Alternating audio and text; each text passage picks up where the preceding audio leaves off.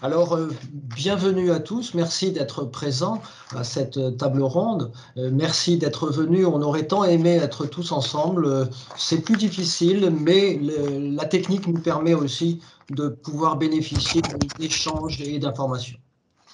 Le Gérontopôle des Pays de la Loire est heureux donc de vous accueillir avec Malakoff Humanis à cette table ronde sur la gouvernance associative et le rôle qui joue le bénévolat. Vincent Guérin, docteur en histoire contemporaine, est enseignant-chercheur dans plusieurs établissements comme l'Université d'Angers, comme les écoles de Saint-Cyr-Coëtquidan ou l'Université catholique de l'Ouest, mais il est aussi chercheur associé au Gérontopôle des Pays de la Loire et nous sommes heureux de travailler avec lui. À ce titre, il a présenté en septembre dernier un rapport sur le bénévolat des aînés en Pays de la Loire. C'est un travail qui est très complet et qui permet de toucher du doigt la réalité de cette implication dans de nombreux domaines et en particulier dans le domaine associatif. La table ronde de ce soir complétera cette notion en s'interrogeant sur la gouvernance de ce monde associatif sans laquelle il ne peut fonctionner et se pérenniser. La réponse ne peut partir que du constat sur les pratiques et les motivations du bénévolat des aînés, quels qu'en sont les ressorts, comment le stimuler, comment l'entretenir, voire l'amplifier. Après une vie dans le monde de la compétition, de la réussite, de la performance et de la rapidité, survient le temps de la retraite. C'est un temps de rupture, celui de la fin de vie professionnelle qui sous-tend la notion de fin de vie et de façon implicite mais occultée de la mort. C'est un temps de perte des relations sociales, d'inutilité pour la société et de vide. Mais c'est aussi un temps d'envie qui se font jour, envie de s'accomplir sans contrainte de réussite, de structurer son temps, mais aussi de transmettre un savoir, une expérience et de servir. C'est un temps nouveau apparu dans la deuxième moitié du XXe siècle, car jusque-là, ce temps après la vie de travail était extrêmement bref. Rappelons-nous la fable de La Fontaine. Un riche laboureur, sentant sa mort prochaine, fit venir ses enfants, leur parla sans témoin, etc., etc. On travaillait en effet jusqu'à la fin de sa vie, ou presque. En 1950, la durée de la retraite était en moyenne de 3 à 5 ans. Aujourd'hui, ce temps dure longtemps, puisque l'espérance de vie à 60 ans est d'un peu plus de 20 ans pour les hommes et d'un peu plus de 26 ans pour les femmes. Mais si l'on s'est engagé dans le bénévolat, vient un jour le temps de l'arrêt de cet engagement. C'est lié à l'avancée en âge, à la maladie, au sentiment de perte de légitimité, à la crainte du regard et du jugement des plus jeunes. Injonctions contradictoires qui peuvent engendrer une souffrance morale et existentielle. Comment conjuguer tout cela dans un continuum logique et physiologique qui est celui de la longévité? Vieillir, c'est durer et changer. Comment ne pas oublier que participer à la vie de la société en tant que bénévole, c'est apporter sa pierre à la lutte contre l'agisme, ce racisme anti-vieux si répandu, quoi qu'on en dise. À ce point d'ailleurs qu'il existe depuis 2008 en France un observatoire contre l'agisme, que certains pays ont adopté des législations où la discrimination fondée sur l'âge est souvent classée comme une circonstance aggravante. Et enfin, un collectif s'est créé, à l'instar de celui contre la ségrégation aux États-Unis, c'est le collectif All the Lives Matter, en lien avec Black Lives Matter, bien sûr. La réflexion sur la gouvernance doit prendre en compte toutes ces données pour anticiper, inventer, proposer des pistes à ce problème auquel il nous est demandé de nous intéresser ce soir. Je vais donc laisser la parole à Monsieur Philippe Leblanc, responsable du service bénévolat à la direction retraite du groupe Malakoff Humanis, et ensuite aux intervenants qui vont se succéder. Et je vous souhaite une bonne réflexion, un bon travail auquel je vais avoir le plaisir de participer en tant qu'écoutant. Merci. Merci Vincent. Philippe, je vous laisse la parole. Philippe Leblanc. Ouais, bonjour à toutes et à tous. Donc, tout d'abord, merci d'être présent ce soir à cette première table ronde, suite à l'étude menée donc par Vincent Guérin, une étude soutenue par Malakoff Humanis avec l'implication des relais amicaux. Alors, relais amicaux qui, je le rappelle, sont des associations Malakoff Humanis. Plusieurs constats donc dans cette étude, et plus particulièrement un sujet autour de la gouvernance, un sujet qui est commun au milieu associatif, mais pas que. Et c'est pour cette raison que nous avons opté pour cette thématique à l'occasion de cette première table ronde.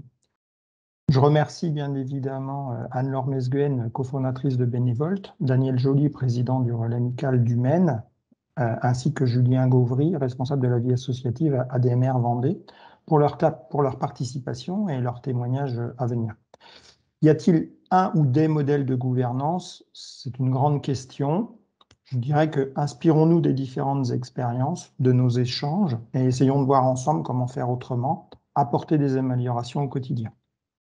Je redonne la parole à Elisabeth ou Vincent et je vous souhaite à tous un agréable moment. Merci beaucoup Philippe. Cette fois-ci, je ne fais que passer la parole à Vincent Guérin.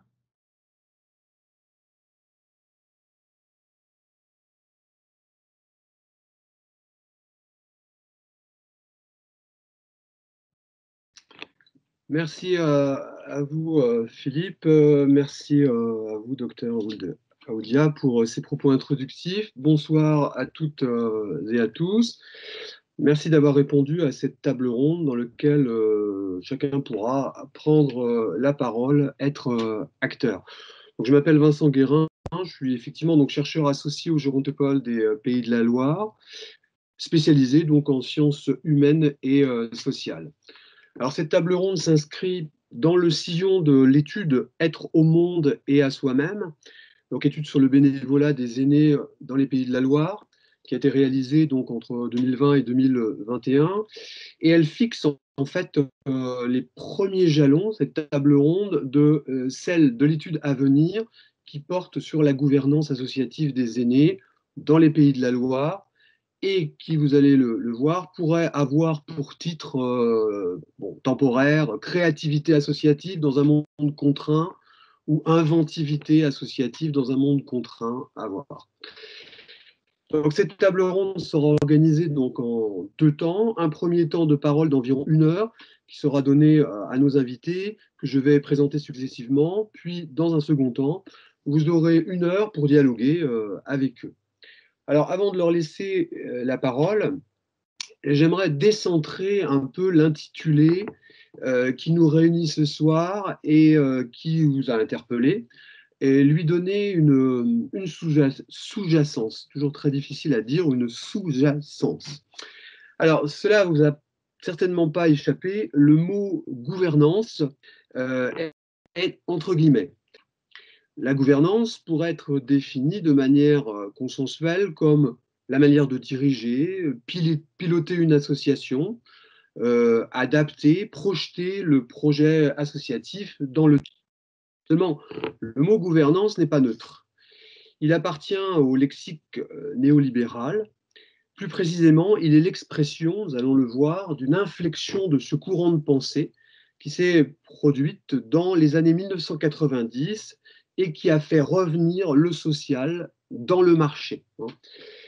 Donc, gouvernance, quelques éléments étymologiques, vient du grec kumbernan, qui signifie piloter un navire, un char. Donc, il y a l'idée de gouvernail. En français, le mot est attesté au XIIIe siècle comme synonyme de gouvernement, donc un art de gouverner, puis pour désigner aussi, c'est assez intéressant, les territoires du nord de la France, c'est-à-dire les bailliages d'Artois et de la Flandre, qui disposaient d'un statut administratif particulier. Donc on retrouve un peu l'historien. Donc au XIVe siècle, le mot gouvernance passe dans la langue anglaise sous la forme de governance. Et après la Révolution, eh bien, associé à l'Ancien Régime, son usage en France tombe en désuétude. Donc il est passé en l'anglais et au XVIIIe siècle, donc il disparaît du français. Donc il faut attendre le début des années 1990 pour voir son retour chez les économistes et les politologues anglo-saxons via des institutions comme l'ONU, la Banque mondiale et le FMI pour désigner cette fois un art de gouverner qui se distingue du gouvernement. L'étendard d'un nouveau type de gestion des affaires publiques fondé sur une participation polycentrique de la société civile à toutes les échelles. Cette signification nouvelle coïncide avec un renouveau du néolibéralisme que l'on nomme la gouvernance libérale.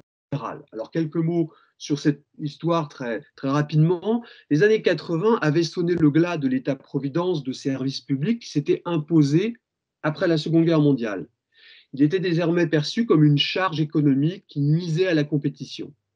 Cette perception s'inscrivait dans l'impuissance des politiques dites keynésiennes à résoudre la crise, mais aussi à l'arrivée de gouvernements conservateurs qui propageaient une alternative, le credo néolibéral fondé sur l'omniprésence du marché, un État en retrait et le rejet de l'assistance. Seulement dans les années 90, les pratiques néolibérales économiques pures se révèlent impraticables et impopulaires. C'est dans ce contexte que s'opère un virage avec la gouvernance sociale libérale. Le social encastré dans des politiques économiques de marché retrouve une place. Cette gouvernance préconise une politique sociale compatible avec le marché ou l'État, un État tout à la fois fort et en retrait du marché qui travaille en partenariat avec d'autres institutions, dont les associations. Donc l'imprégnation néolibérale passe aux associations via leur relation avec les pouvoirs publics et la substitution progressive de la subvention par l'appel d'offres au risque d'une instrumentalisation. Cette contractualisation doit favoriser la concurrence entre les associations et les entreprises privées en introduisant plus de technicité et une qualification professionnelle accrue. Professionnalisation qui peut conduire dans certaines associations à un effritement du bénévolat au profit du salariat, qui peut être le véhicule d'un management issu de l'entreprise. Un phénomène aussi qui peut être relié par le bénévolat après une expérience entrepreneuriale et qui sera modulé, bien sûr, par la personnalité. Un constat qui faisait craindre en 2008 à Gérard Moreau, ancien directeur de l'association Cinéma et Culture d'Afrique, de l'initiative citoyenne. Nous allons le voir, cette complexité bureaucratique, enfin complexité, contractualisation, qui peut limiter l'initiative citoyenne, peut aussi, dans certains cas, la stimuler par une coprésidence ou la disparition du bureau au profit du conseil d'administration, favorisant l'ancrage territorial et un spectre d'expérience plus large pour la prise de décision. Dans les années 2000, la Commission européenne pèse pour l'alignement de l'offre par une réglementation qui vise à définir le financement des services par les collectivités publiques qui favorise la concurrence et la négation des statuts juridiques et donc des missions. L'État lui-même fait sa mue avec les lois organiques relatives aux lois de finances et ce qu'on appelle la révision générale des politiques publiques. L'efficacité, l'efficience, la performance et l'auditabilité priment. Bientôt, des rapports officiels comme celui intitulé Solidarité et performance en 2006 demandent d'exporter ces techniques aux associations qui seront relayées par une direction qui a une expérience en entreprise, par exemple. Petit à petit, on assiste à un isomorphisme institutionnel basé sur les codes de l'entreprise, une homogénéisation qui travaille l'écologie de l'action et nous subjectivise, et dont le mot gouvernance en est l'expression la plus saillante, au risque de produire une répulsivité dans l'engagement bénévole, au risque pour certains bénévoles de retrouver les codes de l'entreprise, par exemple. Ainsi, vous l'avez compris, un des objectifs de cette table ronde est de redonner une visibilité à ce qui est quasi transparent, subjectivisé que nous sommes par ce virage cognitif.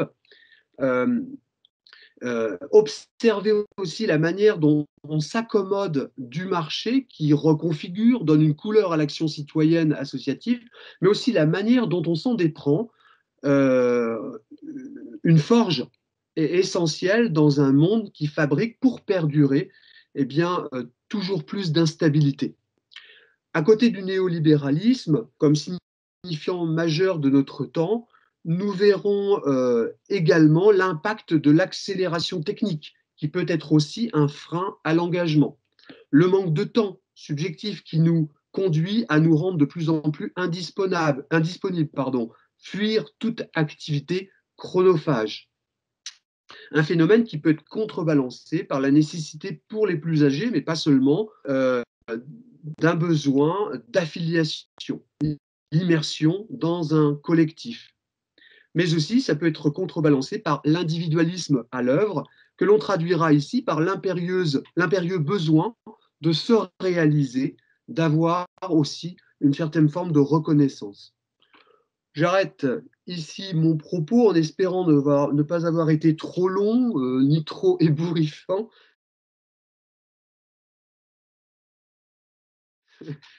Ce qui m'amène à présenter notre première invitée, Anne-Laure Mesgouen, qui est cofondatrice de l'entreprise solidaire d'utilité sociale nantaise Bénévolte, qui va nous permettre, au prisme de son expérience de consultante auprès de diverses associations, une première délimitation de ce qu'est la gouvernance associative, nous montrer sa diversité, sa singularité, et entrevoir aussi les freins à l'engagement de ceux qui donnent la vie aux associations, mais aussi les leviers possibles. Merci Vincent. Bonjour à tous. Donc je me présente, hein, je suis Anne-Laure Mesgouen, donc cofondatrice de Bénévolte. En quelques mots, donc Bénévolte, nous sommes un acteur, donc un acteur numérique et humain au service de l'engagement associatif. Et à ce titre, en fait, on accompagne les associations dans la recherche de bénévoles, et notamment par plusieurs services. Donc, on va avoir en fait une plateforme de bénévolat grand public qui s'appelle bénévolte.fr, où donc des bénévoles vont venir indiquer leurs envies de bénévolat et les associations leurs besoins en bénévoles. Et donc, on va faire, nous, de l'intermédiation entre ces deux acteurs. Et on accompagne aussi les associations, notamment nationales, en fait, dans la digitalisation de leur recrutement de bénévoles par en fait la mise à disposition de notre technologie. Donc, on crée des plateformes d'engagement sur les sites internet. Donc, à ce titre, on a accompagné la Croix-Rouge française, notamment depuis la pandémie, en fait, depuis mars 2020, sur le site de la Croix-Rouge. En effet, vous avez les missions de bénévolat de la Croix-Rouge et c'est par notre intermédiaire, en fait, effectivement, qu'ils ont pu mettre ce site en place. On accompagne également des associations de retraités, hein, comme EG ou ECTI. Je crois qu'il y a quelques personnes qui en font partie aujourd'hui, et également les relais amicaux de Malakoff Humanis. Voilà, pour la présentation de Bénévolte. Dans le cadre de cette thématique sur piloter le navire, pour reprendre les éléments de langage de Vincent. Ce qui est intéressant, c'est qu'on accompagne aussi les associations dans des contenus, des blogs, des articles et également des petits déjeuners interassociatifs. On partage en fait l'expérience des uns et des autres sur certaines thématiques. Et c'est vrai que le bénévolat de gouvernance, parce que donc c'est vrai que notre partie à nous est essentiellement sur le bénévolat, hein, et non pas la partie salariée, mais on sait que tout ça est très lié, hein, dans les organisations. Et du coup, je voulais vous partager en fait quelques retours d'expérience, notamment des associations qu'on accompagne, et notre propre aussi retour d'expérience sur justement les problématiques de renouvellement et de recrutement aussi, et d'engagement finalement sur ce bénévolat de gouvernance au niveau des associations. Donc, pour démarrer, en fait, c'est vrai que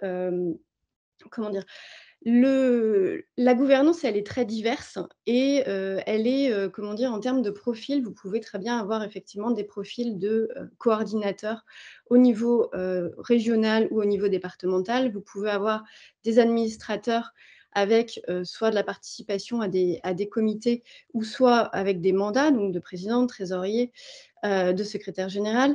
Vous pouvez aussi avoir des managers d'équipe ou des responsables de projet. Donc, c'est vrai qu'on voit déjà que le côté gouvernance, et Vincent l'a expliqué aussi, c'est assez large, en fait, finalement. Et ce qui est important, au final, c'est de savoir aussi comment fonctionne l'association et quels sont ces différents, d'identifier, en fait, finalement, ces différents profils de postes, si on peut appeler ça comme ça, par rapport à la gouvernance, donc de l'association. Donc ça, c'est vraiment une des premières démarches, parce que c'est vrai que chaque association est unique. Donc nous, c'est un peu, c'est notre credo, hein, c'est-à-dire qu'effectivement, chaque association a son propre fonctionnement interne. Et ce qui est important, c'est surtout de communiquer en interne sur la façon dont fonctionne l'association, et aussi en externe, en fait. Alors via effectivement des outils de communication, ou via, comment dire, les réseaux, Internet, ou d'autres outils plus en présentiel et autres. Donc ça, c'est vraiment important d'identifier comment fonctionne au niveau structurel, en fait, son association. Pourquoi? Parce que après, ça va permettre, en fait, de définir finalement comment, ce que cherche l'association comme type de profil, en fait, pour sa gouvernance. Pourquoi? Parce que vous avez, en fait, des associations, par exemple, comme Emmanuel Connect, pardon, qui nous indiquait que chez eux, en fait, finalement, les bénévoles qui prenaient des responsabilités et qui étaient dans la gouvernance venaient progressivement, enfin monter en compétences, en fait, étaient déjà au sein de l'association, montaient en compétences et prenaient ensuite donc des responsabilités au niveau de la gouvernance. Action contre la faim, par exemple, nous expliquait que eux, pas du tout. En fait, une personne qui arrive et qui fait des actions de bénévolat, donc ponctuelles, et ensuite qui est vraiment intéressée par la vie de l'association, peut tout à fait prendre en charge, en fait, des projets et une gouvernance associative très rapidement au sein de l'association. Donc, ça peut être des personnes de l'extérieur. L'association Scout et Guide de France nous disait que eux, c'était vraiment que de l'interne, et que ce sont des bénévoles qui proviennent de leur rang, c'est pour reprendre leurs expressions. Donc ça, c'est important. Pourquoi? Parce qu'en fait, ça permet aussi d'identifier finalement quel est le profil, ce que l'on souhaite, en fait, le souhait d'avoir dans sa gouvernance à différents types de postes et de profils. Finalement, l'image, enfin, voilà, ce que l'association souhaite finalement comme profil. Est-ce que c'est vraiment de l'interne? Est-ce que c'est aussi de l'externe? Et ça présage aussi après l'identification des personnes qui vont pouvoir justement prendre des responsabilités au sein de l'association. Ce qui est intéressant aussi, c'est de voir justement ce qui marche, ce qui fonctionne bien. Est-ce que c'est justement un type de compétence ou un type de profil, ou finalement, peut-être qu'on a trop, en fait, le même type de compétences, le même type de profil, et on va chercher de la mixité à un moment donné, et ça évolue aussi dans le temps.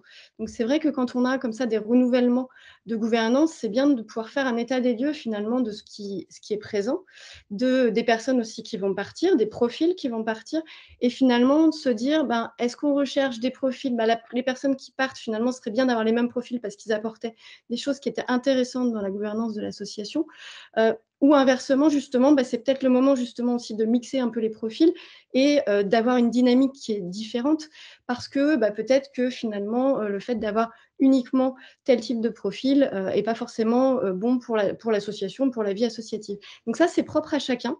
Mais ce qui est intéressant, c'est vraiment de faire ce premier état des lieux, en fait, de savoir finalement quelles sont les pratiques de la gouvernance associative au sein de l'association, de bien communiquer sur ces pratiques-là et sur les souhaits à venir de renouvellement, pour pouvoir justement identifier et pour pouvoir préparer les renouvellements de la gouvernance associative. Pour juste une petite statistique, le mouvement associatif, en fait, indique qu'il y a à peu près 25% en fait, des bénévoles dirigeants qui proviennent de l'extérieur de l'association. Donc, on s'aperçoit quand même que 75% proviennent aussi de bénévoles déjà présents au sein de l'association. Un autre exemple aussi, l'ADAPT, qui est une association qui œuvre pour le handicap, en fait, nous expliquait que c'est assez technique chez eux, et donc du coup, en termes de gouvernance, c'est important finalement que les bénévoles proviennent du terrain et aient déjà une expérience par rapport en fait aux actions de bénévolat pour pouvoir prendre des responsabilités au sein de l'association. Donc voilà, ce sont beaucoup de critères comme ça qui sont à prendre en compte, et c'est important déjà de l'identifier. Ça, c'est plutôt, on va dire, sur la cartographie, le structurel. Pardon, excusez-moi, mon téléphone sonne. le structurel au sein de l'association. Ensuite, en fait, on est plutôt sur le fonctionnel, c'est-à-dire comment on va identifier finalement cette gouvernance, ces renouvellements, ces échéances. Donc ça, c'est plutôt de l'organisation, c'est-à-dire qu'en fait, il y a souvent des élections avec des échéances. Et donc, en fait, c'est tout simplement d'anticiper ces élections-là. Et en ayant identifié les différents profils, c'est comment mettre des process finalement en place au sein de l'association et équiper aussi l'ensemble des antennes nationales sur l'identification de peut-être ces profils. Et là, il y a différentes possibilités. Ça peut être tout à fait d'être sur le terrain, en interne. Ce sont des personnes qui sont déjà en place et qui vont elles-mêmes identifier des personnes qui pourraient monter en compétences, tout simplement parce qu'elles en ont envie. Donc ça, c'est vraiment une des premières motivations. Et puis parce qu'elles ont aussi justement le profil, parce que les profils ont été identifiés et communiqués en amont. Donc ça, c'est intéressant. Donc voilà. Après, on a aussi en fait le process aussi alors plus fonctionnel aussi, c'est à savoir qu'on peut faire des binômes, par exemple, pour les personnes qui sont en place et vous savez, ou en tout cas elles ont émis peut-être le souhait, ou vous leur avez demandé de savoir si elles vont renouveler ou pas un mandat.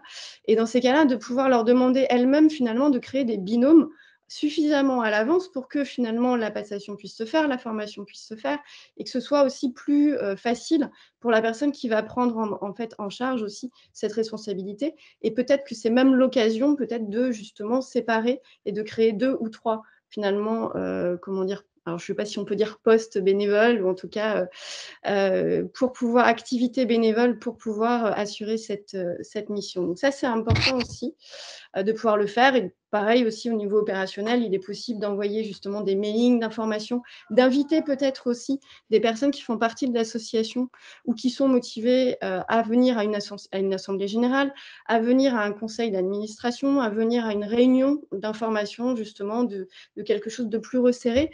Parce que déjà, ça fait plaisir d'être invité en se disant, tiens, voilà, on a vu que j'étais motivée en tout cas, je suis intéressée pour prendre des responsabilités, ou en tout cas par l'association. Et peut-être que ça va aussi donner des envies et créer des vocations et créer donc de nouvelles motivations par rapport à ça. Et surtout, ça fait partie en fait de l'engagement général.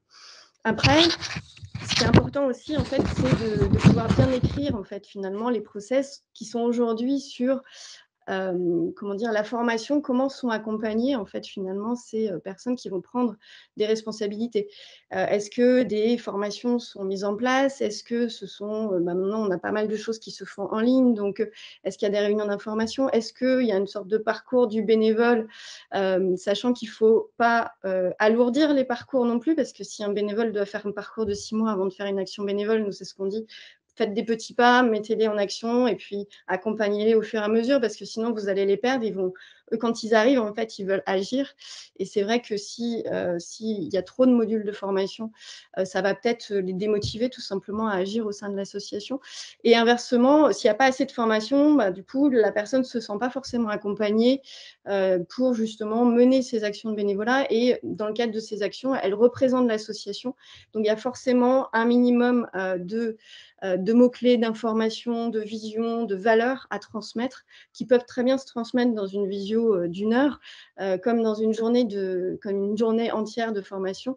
Donc là, effectivement, chaque association va adapter ses formats. Mais ça, c'est important aussi de savoir finalement dans ces postes de gouvernance et de responsabilité, quel va être l'accompagnement en fait qui va être proposé aux bénévoles. Voilà. Oui, pour un exemple alors une association pour le coup que je nommerai pas, mais pour vous donner un contre-exemple, par exemple, en fait, cette association-là, la personne était, déléguée au niveau régional dans le sud d'une association qui est nationale. Et en fait, elle a déménagé, elle est partie en Normandie et elle a décidé de poursuivre son engagement bénévole dans cette même association. Et en fait, on lui a demandé de refaire le parcours de bénévolat, de formation, alors qu'elle-même était déjà, déléguée régionale de l'association. Vous voyez, donc contre-exemple aussi de finalement de ne pas freiner les motivations et d'adapter en fait. L'idée d'écrire des process, c'est plutôt de pouvoir justement après adapter en fonction des profils qui vont arriver et bien évidemment de pouvoir dire, voilà, ça tu connais déjà, ça non. Donc finalement, tu pioches dans la boîte à outils de ce que tu as besoin et leur demander aussi en fait ce dont elles ont besoin et ce pourquoi elles vont être à l'aise justement dans cette prise de responsabilité. Voilà. Donc ça, c'est plus pour la partie, on va dire, structurelle, fonctionnelle, de comment identifier et comment travailler sur ce bénévolat de gouvernance, en tout cas sur les retours aussi d'expérience qu'on a pu avoir, nous, chez Bénévolte. Après, sur justement les recrutements de ces bénévoles de gouvernance, c'est vrai que nous, quand on voit une mission, par exemple, où une association va rechercher un président ou une présidente sur une mission de bénévolat à l'extérieur, nous, ça nous semble compliqué. Après, que des personnes recherchent des missions à responsabilité, gestion de projet ou autre, pour pouvoir ensuite potentiellement prendre des mandats de président ou autre, oui, ça, effectivement, c'est une bonne démarche. Voilà, donc c'est vrai que la gouvernance associative, c'est un sujet compliqué, c'est un sujet où des personnes se sont souvent engagées pendant de longues années et les renouvellements sont souvent, en fait, pas forcément mis de côté, mais en tout cas, on s'en occupe au moment où on est un peu au pied du mur. Et c'est vrai que nous, ce qu'on conseille, c'est vraiment d'anticiper, même si ce n'est pas toujours facile, de pouvoir l'anticiper, mais en tout cas, de décrire aussi des process ou essayer des choses, peut-être même réunir, en fait, finalement, dans des ateliers collectifs aussi, bah, voilà, en disant, bah, voilà, est-ce que vous avez des idées pour justement permettre, toujours pareil, en ayant identifié les profils, est-ce que vous souhaitez en tant qu'association comment dire, définir vos profils au niveau de la gouvernance. Mais voilà, ça, c'est important. J'en terminerai juste avec les freins.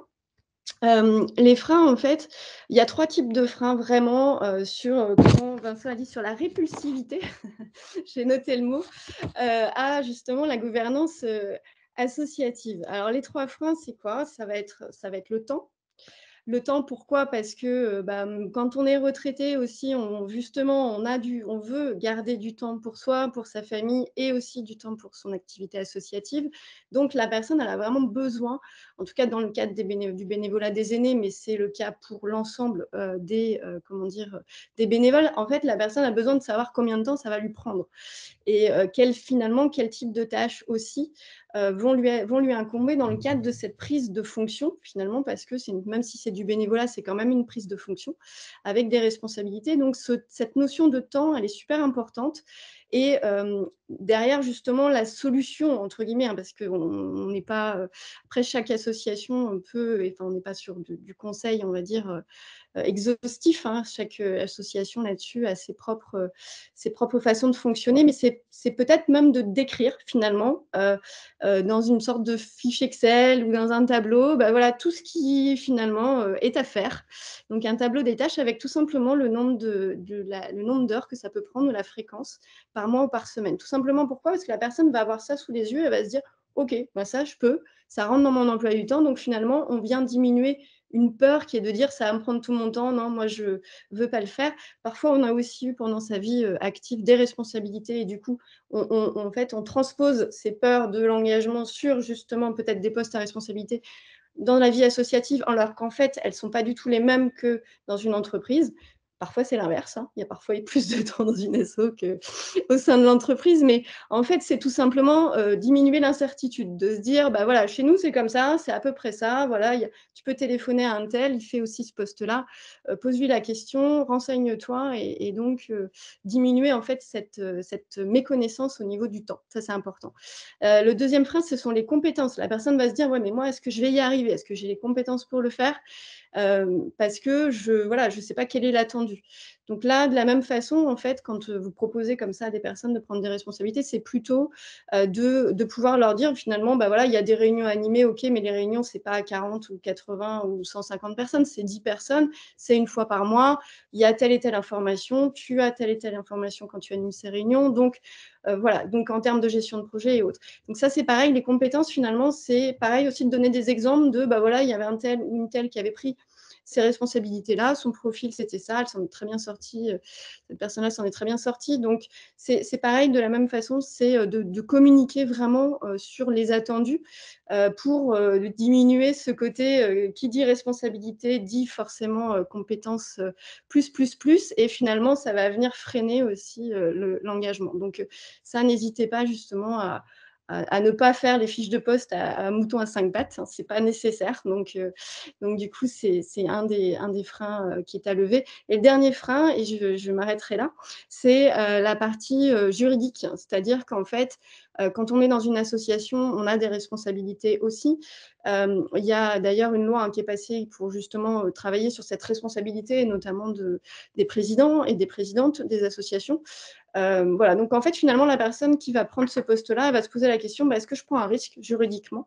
Quelle sera ma responsabilité? Quelle est la responsabilité de l'association? Et surtout, quels sont finalement le contour finalement de la mission. Et ce qui est important, c'est déjà de préciser ça, en fait, finalement, le niveau de responsabilité juridique par rapport aux différents postes. Et puis aussi d'indiquer en fait les services ressources, parce que souvent, en fait, les associations ont des services ressources, soit en interne, soit en externe, notamment des conseils aussi juridiques ou du mécénat de compétences par rapport à des entreprises juridiques. Et donc, du coup, ça, c'est vraiment important aussi parce que c'est pareil, ça vient diminuer finalement cette peur de la responsabilité par rapport à ces postes-là. Voilà, donc j'en termine là. Donc, bien identifier ses besoins, communiquer surtout, et puis anticiper, organiser, et puis accompagner aussi les personnes. Voilà.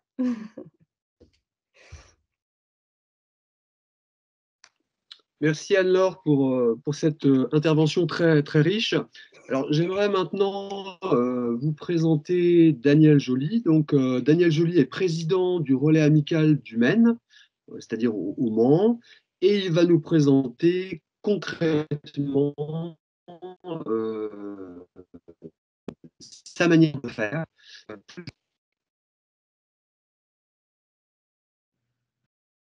Alors, je pense que M. Joly a eu un problème de connexion et je viens de le réadmettre dans la réunion.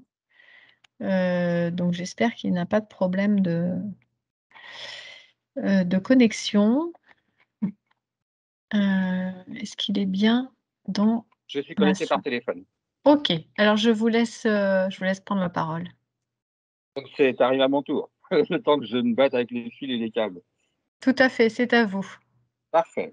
Merci et excusez-moi pour le trouble que j'ai pu provoquer. À propos des relais, je voudrais juste faire un petit historique, une présentation. Nous sommes 41 relais en France, ce qui représente 13 800 adhérents, dont 3 400 bénévoles. Ces bénévoles ont produit 563 000 heures de bénévolat l'an dernier et ont accompagné 64 238 personnes dans des activités extrêmement diverses. Ça, c'est pour le plan national. Au niveau du Mans, le relais, pas sous cette forme juridique, mais existe depuis juin 87, attesté par un premier bulletin de liaison de l'Amicale des cadres du Maine. C'était le support historique de la création de beaucoup de relais. Aujourd'hui, nous disposons de 350 adhérents et de plus de 80 bénévoles. Et nous avons un budget de 110 000 euros, avec une forte participation logistique et financière du groupe Malakoff Humanis. Et nous proposons une cinquantaine d'activités en nombre croissant depuis quelque temps.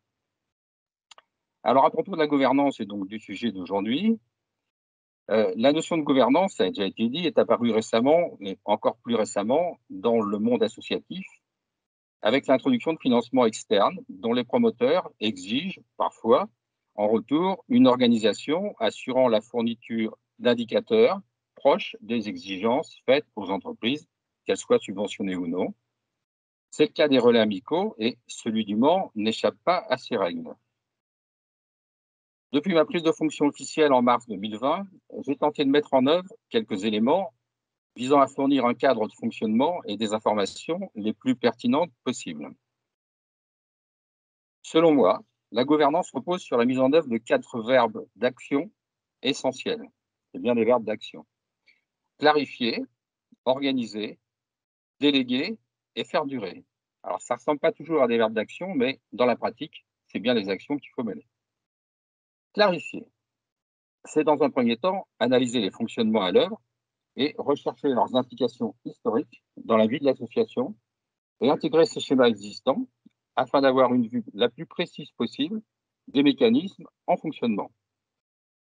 Cela s'articule concrètement autour de nombreuses conversations de la lecture des procès-verbaux des conseils d'administration et des assemblées générales antérieures et du repérage des bénévoles clés destinés à devenir, selon l'expression de Vincent, des super bénévoles. Si, comme ce fut mon cas, on a eu la chance de passer par un poste de vice-présidence, c'est à ce moment qu'il faut activer le verbe clarifier. Plus on commence tôt, plus c'est efficace. Organiser. Cette action doit avoir mûri antérieurement à son lancement. Elle présuppose, selon moi, de disposer à ce stade d'une équipe déjà repérée et aux fonctions attribuées et surtout acceptées. Une sorte de ticket à l'américaine. Dès le début de la phase d'organisation, il faut toujours, à mon avis, avoir bien en tête à chaque prise de décision que le verbe d'action qui suit est déléguer. Il ne faudrait pas que les modifications apportées dans l'organisation rendent plus tard les délégations impossibles ou stériles. Pour être la plus efficiente, une nouvelle organisation doit être comprise et acceptée. Il faut donc, à nouveau, rencontrer et dialoguer. Ce qui est facilité par le fait qu'à ce moment, on interagit avec sa propre équipe. Concrètement, faire appel aux bonnes vieilles fiches de poste est une facilité dont je ne me suis pas privé. Il faut les rédiger, les mettre en discussion, les proposer, puis les publier après ajustement. Ces fiches, même light, vont permettre de fixer les attributions et les rôles et seront en recours en cas de friction sur les postes très proches les uns des autres. Ça se vérifie régulièrement. Second élément concret, l'élaboration de procédures écrites, schématiques, décrivant les mécanismes les plus complexes, par nature, comptabilité, ou mettant en action plusieurs postes et fonctions. Responsables d'activités dans les relais, qui interagissent avec la présidence, avec la coordination des activités, avec les bénévoles et avec les organismes extérieurs. Les procédures, qui souvent font un peu peur, mais sont finalement assez bien reçues, sont en fait, comme les fiches de poste, des supports et des recours, voire des assistants non discutables après validation, tout en restant modifiables en cas de changement de cap ou d'inadaptation validée en conseil d'administration. À l'évidence, le président ne pouvant tout faire, va devoir déléguer tout ou partie de l'organisation et de son fonctionnement. Dans l'organisation, on ne peut passer sous silence la grande importance du mode de prise de décision. Au relais du Mans, c'est le CA qui est décisionnaire. Il n'y a plus de bureau. Cela suppose de fournir au CA des dossiers étayés et que les réponses soient explicitées et discutées sereinement et à fond. Cela élimine des incertitudes au moment de la mise en acte. Déléguer, jeu subtil mais indispensable. Faute de délégation réelle, le président sera rapidement seul et inefficace, voire nocif à la structure, car sclérosant.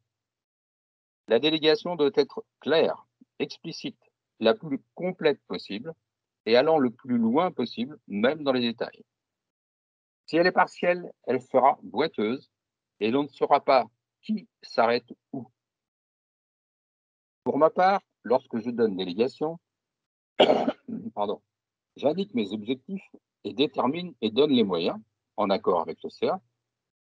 Cela établi, je ne souhaite plus intervenir du tout dans le process, sauf remise en cause externe ou risque avéré d'échec évoqué par le délégué. La liberté donnée à celui ou celle qui reçoit la délégation m'assure de sa responsabilisation et de la qualité de son engagement. C'est parfois assez difficile à vivre. Il m'est arrivé de devoir me faire violence pour ne pas intervenir ou reprendre la main. Mais je résiste, sinon je crains de casser ce fonctionnement extrêmement positif pour mon emploi du temps comme pour la structure. Faire durer. Le premier conseil que j'ai reçu de Philippe Leblanc-Even, à peine élu président, a été « Ton premier travail, c'est de chercher dès maintenant ton successeur ». Cela est vrai, tant il est compliqué de trouver des bénévoles pour les postes ingrats de l'administration dans les relais. ou dans les autres associations, je le sais aussi.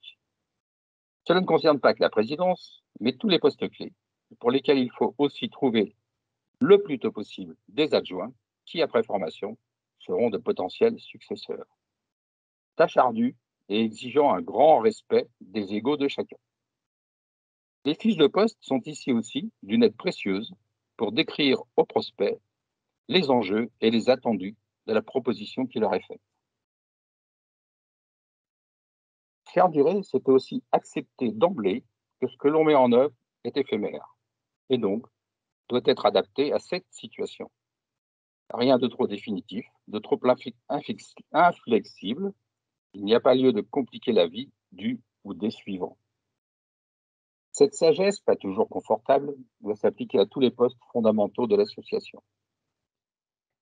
Faire durer, c'est encore rester à l'écoute des retours d'information depuis les lieux où se pratiquent les activités en œuvre.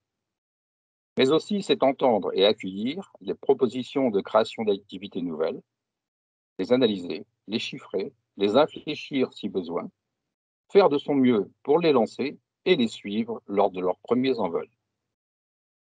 C'est notre pratique et depuis que cela se sait, de nombreuses activités ont vu le jour. Ce bref exposé n'est surtout pas un cours, mais une mise en mots d'une pratique qui, pour l'instant, nous donne satisfaction et est appelée à évoluer au fil du temps et des événements. Merci de votre attention et à disposition tout à l'heure pour le questionnement. Merci Daniel pour cette présentation. Donc il me reste maintenant à vous présenter notre dernier invité, Monsieur Julien Gauvry, qui est responsable de la vie associative à l'ADMR de Vendée et qui va nous permettre d'entrevoir ce par quoi la gouvernance du réseau est travaillée, sa nécessaire actualisation, les écueils redoutés, mais aussi l'inventivité à l'œuvre. C'est à vous, Monsieur Gauvry. Merci Vincent. Bonsoir à tous. J'imagine que pas mal d'entre vous connaissent l'ADMR. Je voulais juste, avant de parler de gouvernance, redonner quelques éléments. Donc, on est une association d'aide et de soins à domicile. Vous connaissez sans doute avec nos services adaptés pour les personnes, plutôt les personnes âgées, mais c'est aussi des services de soins, de santé, infirmiers, des micro-crèches, etc. Et donc, un des objectifs et le but de l'ADMR, c'est de permettre aux familles et aux personnes de vivre à domicile tout au long de la vie, de la naissance à la fin de vie. Voilà, très, très rapidement. La fédération ADMR Vendée, c'est une grosse centaine d'associations locales. Donc des services d'aide à la personne, des services de soins infirmiers à domicile, des services, des centres de santé infirmiers, et c'est aussi des structures.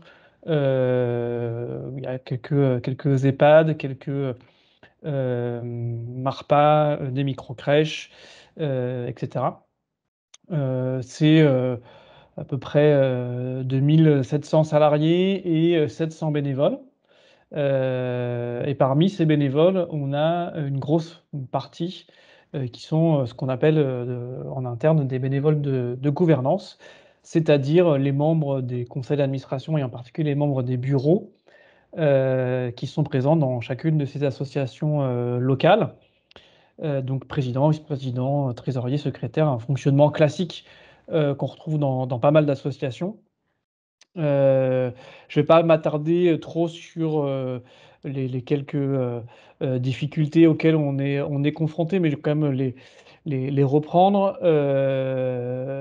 On a aujourd'hui, notre réseau rencontre un certain nombre de contraintes qui sont liées à la fois à des facteurs, on va dire, plutôt internes et des facteurs externes communs à l'ensemble du monde associatif. Un certain ont déjà été évoqués par les précédents intervenants, que ça soit l'évolution dans les modes d'engagement, par exemple. Aujourd'hui, on entend beaucoup dire on a de moins en moins de bénévoles. Les statistiques montrent plutôt l'inverse. En fait, on a un engagement bénévole qui est fort, plutôt chez les jeunes, mais qui est différent. L'engagement des aînés, on voit qu'il est aussi différent, puisqu'en fait, notre cible à l'ADMR de bénévoles, notre cible type, c'est plutôt les retraités. Et on voit bien que les retraités, hein, ces gens-là, ont des préoccupations qui divergent. On a de plus en plus de mal à trouver des bénévoles qui acceptent de s'engager longtemps, sur le très long terme, parce qu'ils préfèrent plutôt voilà, continuer à garder du temps libre pour leurs loisirs, du temps libre aussi pour les familles. On a un certain nombre de bénévoles dont les enfants reviennent à la maison. Ça, c'est encore plus fort avec les crises, la crise sanitaire qu'on traverse, qui a permis peut-être un recentrage, un repli sur soi parfois, voilà, lié à plein d'éléments qui sont apparus hein, pendant cette crise sanitaire. C'est pas seulement l'arrêt des activités, c'est aussi quelque chose d'un peu plus large, je pense. Et puis, plutôt en interne, là, depuis quelques années, on a entamé une mutation dans les missions confiées aux bénévoles. Jusqu'à présent, les bénévoles de gouvernance avaient vraiment la charge de gérer le service ou les services qui étaient enfin, de l'association, hein, qui était l'association chaque association locale gère un type de service, et donc les bénévoles de gouvernance avaient en charge la gestion de ce service-là, que ce soit le planning des aides à domicile, les dossiers chez les clients, etc. Et pour plein de raisons, à la fois parce que ça devient compliqué d'être employeur. Les conditions, les textes de loi, la réglementation évoluent en permanence. C'est très contraignant pour des bénévoles de se tenir à jour. La question de la responsabilité aussi, qu'on a évoquée tout à l'heure, fait que voilà, l'ADMR Vendée a fait le choix de confier un certain nombre de missions à des salariés, ce qui fait qu'aujourd'hui, un président employeur qui représente toujours l'employeur, mais délègue une majeure partie de sa mission à un salarié qui gère le service. Une grosse majorité, j'ai envie de dire même 99% des bénévoles sont satisfaits de cette mutation-là. Parce que ça correspond hein, à ce qu'on disait tout à l'heure, à voilà, des envies nouvelles d'engagement, et puis à cette peur de la responsabilité. Donc ça, c'est plutôt une bonne évolution. Maintenant, il faut qu'on puisse l'accompagner et transformer aussi voilà, le bénévolat plutôt orienté service vers d'autres missions, et développer des nouvelles missions. Ce qui nous amène à réfléchir un peu aujourd'hui à un peu voilà, quel bénévolat on veut. C'est à la fois sur la gouvernance, mais pas que, c'est un peu plus large.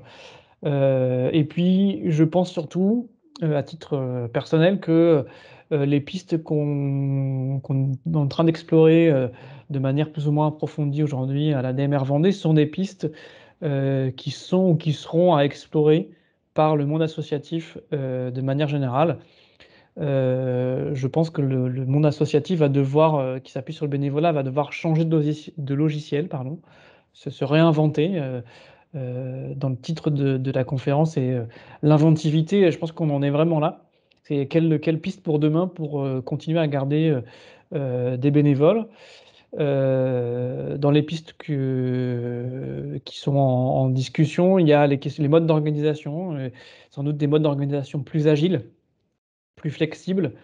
Comment est-ce qu'on peut sortir d'un conseil d'administration avec des mandats de 4 ans? Est-ce que ça correspond toujours à des envies d'engagement d'aujourd'hui? Et en même temps, on a quand même besoin, la structure, l'association a quand même besoin d'une certaine durabilité dans les engagements. On pourra difficilement se permettre d'avoir un président qui change tous les 15 jours.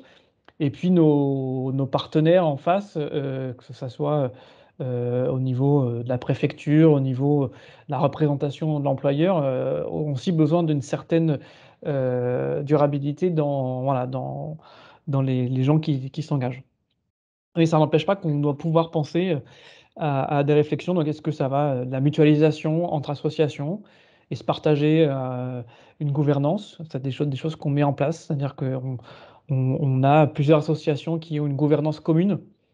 Alors, ça fonctionne plus ou moins bien, on va dire, en fonction des endroits.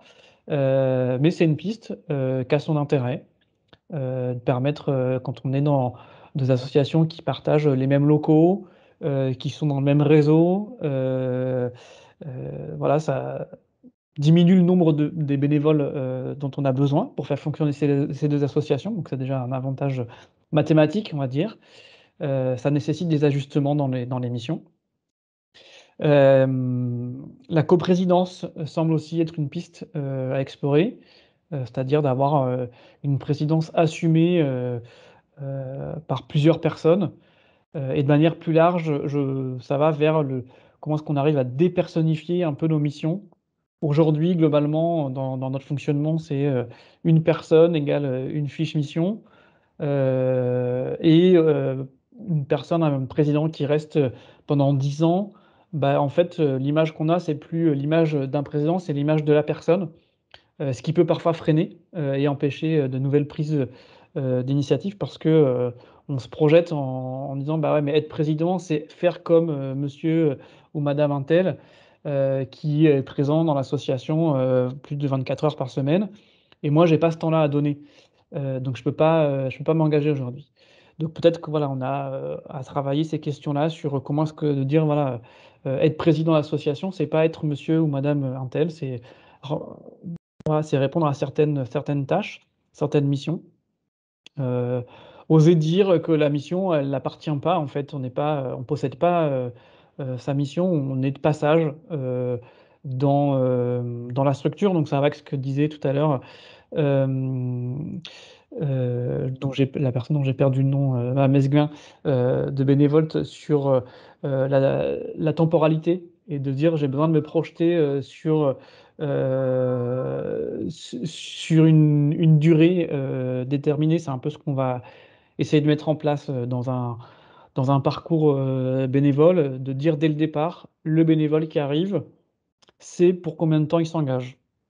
Et alors après, bah, voilà, on doit trouver un juste équilibre entre, l'association a besoin d'une durée d'engagement, qui va au-delà, de 3 mois et le bénévole, bah, peut-être besoin aussi d'une durée d'engagement qui est en dessous, les 5 ans. Donc comment est-ce qu'on arrive à trouver, ce juste équilibre en se disant, bah, c'est aussi un contrat moral, qui est établi entre, les besoins de l'association, les envies du bénévole. Et ça va, avec ce qu'on j'appelle, l'engagement mutuel. C'est, être au clair avec les contraintes, qui existent, les besoins qu'il y a, dans l'association et puis de l'autre côté, les envies, les capacités aussi du bénévole. Et donc on s'engage mutuellement, bénévole d'un côté, association de l'autre, à avancer ensemble, tout en se disant: «Bah, voilà, ça reste un contrat, bénévole, on n'est pas en train de signer un CDD ou un CDI». Et donc, si la situation personnelle du bénévole évolue, on est capable d'entendre aussi, ça et que, l'engagement qui était pris, il y a 2 ans, pour 4 ans, finalement, voilà, le bénévole a évolué, il s'y retrouve plus dans sa mission ou, est-ce qu'on est capable de faire évoluer la mission ou pas? Voilà. C'est un peu des choses qu'on va essayer de mettre en place et puis c'est parfois peut-être oser le dire non merci. Vous avez envie de vous engager comme bénévole, vous voulez, tout de suite être président, d'accord, mais on se donne le droit aussi, hem, de s'assurer qu'on est bien, compatibles, dans les valeurs, dans le fonctionnement et cetera. Parce qu'on a vu parfois, la tentation est grande quand on a une chaise vide d'un côté et une bonne volonté qui arrive de dire, Ah bah oui, bah, cette personne-là, on va la nommer président ou vice-président assez rapidement, parce que de toute façon, comme ça, on aura comblé le vide. Et puis, au bout de quelques mois, on se rend compte que finalement, soit dans son fonctionnement, soit dans son attitude, la personne dysfonctionne. Et une fois qu'elle est dans la place, c'est plus compliqué d'en sortir. Donc, voilà, c'est plutôt se donner quelle garantie on se donne pour faire les bons choix. Donc tout ça va avec une certaine professionnalisation d'accompagnement. Alors ça peut faire peur, de reprendre des outils, quand on dit professionnaliser, l'accompagnement bénévole. Alors évidemment, il ne s'agit pas, d'aller, faire des entretiens individuels, des recrutements, mais quand même, il y a quelque part, je pense, certains ressorts, de la GPEC, professionnelle, hein, de la gestion des compétences et des personnes, salariées. Bah, il y a peut-être des ressorts à réutiliser et à transposer, dans la gestion des ressources, bénévoles. À la fois pour être en capacité, de faire monter des bénévoles en compétences, de les valoriser à l'extérieur, ces compétences, hein. Alors c'est peut-être moins valable, avec le public, d'aînés qui a déjà un passé, professionnel, ce qui n'empêche pas qu'on peut quand même acquérir des compétences à tout âge. Et puis ça va aussi avec l'anticipation et le renouvellement, de ses ressources. Si on sait, en tant que président, que dans notre, communauté de bénévoles, ou notre équipe bénévole, on en a, 3, qui terminent, leur engagement dans 1 an, dans 2 ans, bah, c'est plus facile de se dire tout de suite: «Ah bah tiens, il faut que je me mette, en phase de recherche», plutôt que d'attendre, la fin de mandat qui arrive, soudainement à l'assemblée générale alors que c'était pas prévu, et que de se dire: «Ah l'AG est dans 15 jours, il faut absolument que je trouve quelqu'un». Voilà, donc c'est vraiment une histoire de renouvellement et d'anticipation, des choses qui ont déjà été évoquées.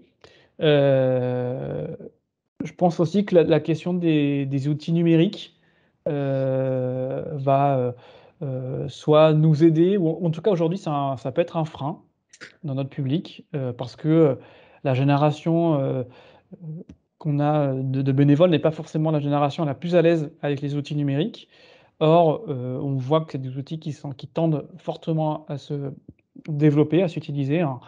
On a vu pendant les confinements, l'utilisation, de la visioconférence notamment, se mettre à utiliser la visioconférence, quand on n'a jamais, quand on n'est pas à l'aise, c'est pas évident. Alors c'est une montée en compétences certes, mais voilà, c'est pas ça aujourd'hui, c'est un frein.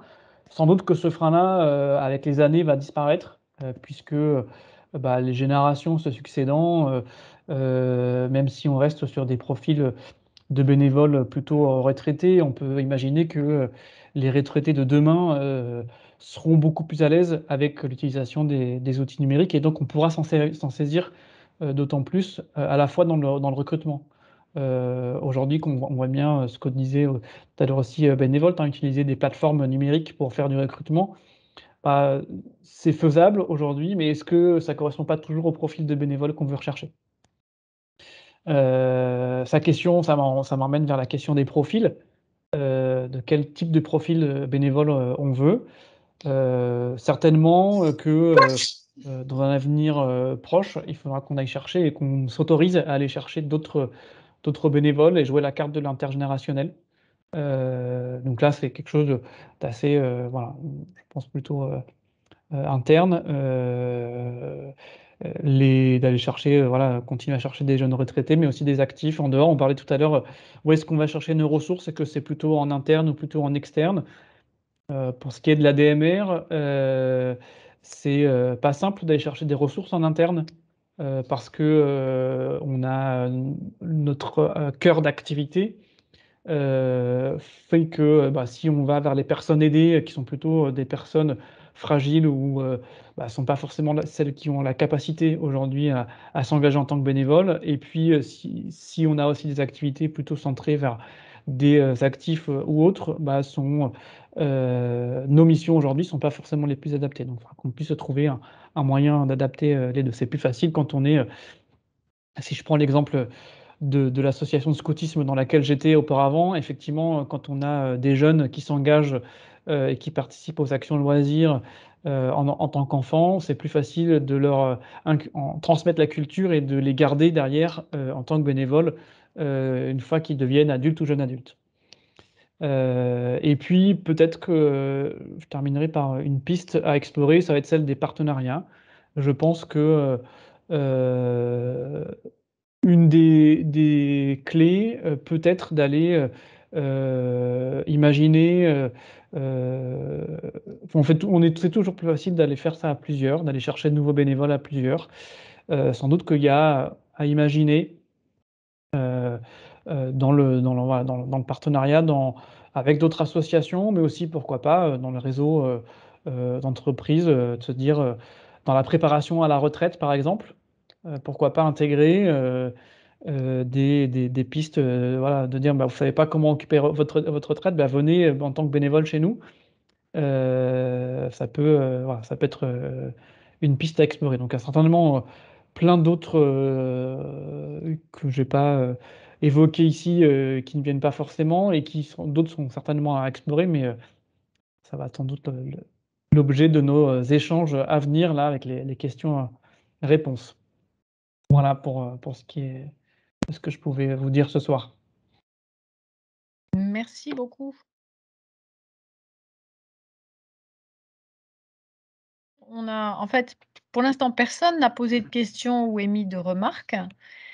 Donc je vous réinvite les uns les autres, peut-être, puisqu'on n'est pas très nombreux à lever la main pour qu'on puisse vous donner la parole. Soit pour poser une question effectivement, soit pour, réagir sur ce que vous avez, entendu et si vraiment il n'y avait pas de questions, mais ça m'étonnerait, je vois que monsieur Charbonnier a levé la main, je vais vous donner la parole. Moi j'ai quelques questions aussi, pour rebondir. Monsieur Charbonnier, je vous en prie, allez-y. Ouvrez bien votre micro, voilà, parfait. Merci. Bonsoir à tout le monde. Donc, Gérard Charbonnier, je suis animateur sur le réseau ECTI en Pays de la Loire. Ma question, c'est, bon, je suis engagé par ailleurs dans d'autres associations et président de certaines structures d'insertion. Je pense qu'on fait une grosse confusion actuellement dans les bénévoles, parce que je trouve qu'il y a deux catégories de bénévoles. Il y a les bénévoles administrateurs, gérants, et il y a les bénévoles acteurs. C'est deux fonctions totalement différentes qui ne demandent pas les mêmes compétences ou les mêmes investissements. Et les remarques que vous avez faites abondent dans ce sens, c'est-à-dire entre une personne qui est bénévole qu'on va demander de dire « ça serait bien de vous investir dans le réseau ADMR » par exemple, je connais bien, pour penser à l'association, à la pérennité, aux actions, aux points à mettre en œuvre, c'est différent des administrateurs qu'on va recruter pour porter les factures, pour faire des actions concrètes. Hein. Et je pense qu'il ne faut pas qu'on mélange cette chose-là. Et puis également, il faut qu'on fasse attention entre le partage des fonctions, parce que dès qu'on est administrateur-acteur, dans certains cas, on peut se rapprocher du travail des salariés. Et là, il faut que ce soit clair au sein de l'association quel est le rôle des uns et quel est le rôle des autres, qu'il n'y ait pas d'ambiguïté. Première chose. Deuxième chose que je voulais dire, c'était on ne recrute pas un bénévole innocemment. Il y a un moment donné, il faut que l'administrateur, notamment dans les administrateurs que j'appelle, dans les bénévoles administrateurs que j'appelle gérants, il faut qu'il y ait derrière leur engagement une notion de sens, d'utilité sociale. C'est-à-dire que ce n'est pas un temps qu'on demande aux personnes, on demande un engagement qui correspond à une utilité, à un sens que l'on veut donner, à des valeurs que l'on porte. Vous l'avez souligné, et je crois qu'il faut faire attention, on ne recherche pas des fonctions dans les bénévoles, on recherche un engagement. Et donc, il faut qu'il y ait une adéquation entre ce que moi, je suis senior retraité. Moi, en tant que retraité, en tant que senior, j'ai des envies, j'ai des envies d'action et ainsi de suite, et je ne m'engagerai pas partout, parce qu'il y a des choses qui me plaisent, d'autres qui ne me plaisent pas. Donc, je crois qu'il faut qu'on fasse attention Le bénévole, ce n'est pas une marchandise que l'on trouve sur le marché comme ça. C'est beaucoup plus compliqué que ça. Hein. Voilà, bon, c'est la première remarque que je voulais faire.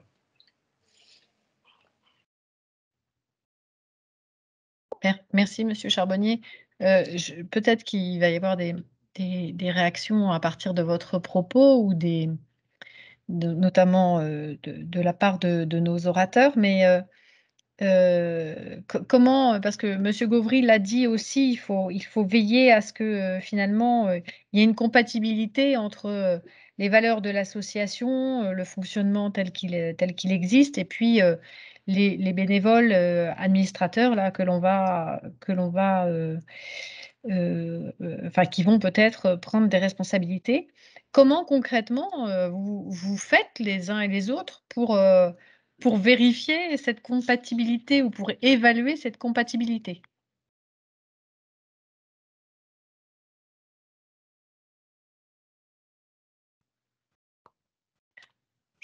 Soit Monsieur Gauvry, peut-être vous pouvez réagir, et puis Monsieur Charbonnier après, et d'autres, n'hésitez pas à lever la main, je vous donnerai la parole.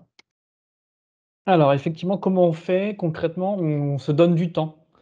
En fait, quand un nouveau, bénévole, arrive, l'idée c'est avant de lui proposer, une mission, c'est de s'assurer que, le bénévole comprenne où est-ce qu'il met, les pieds, et qu'en fait ce qu'on est capable, de lui proposer, plus tard soit en accord avec ce qu'il a envie.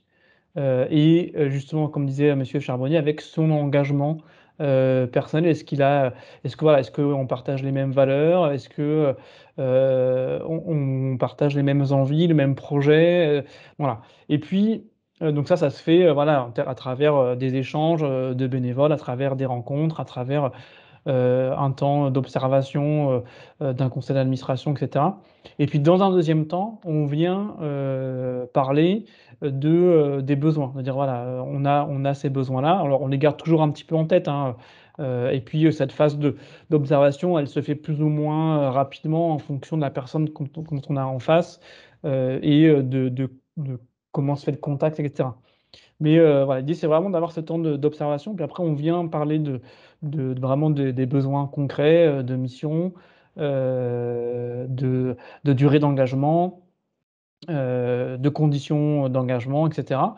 Et puis voilà, on continue, de se donner la possibilité, d'avoir une petite phase d'intégration, dans l'association, et cetera. Voilà. Et puis, voilà, c'est vraiment se donner le temps pour apprendre à se connaître les uns les autres. L'association, d'apprendre à connaître la personne, et la personne de connaître la structure dans laquelle elle va éventuellement s'engager après.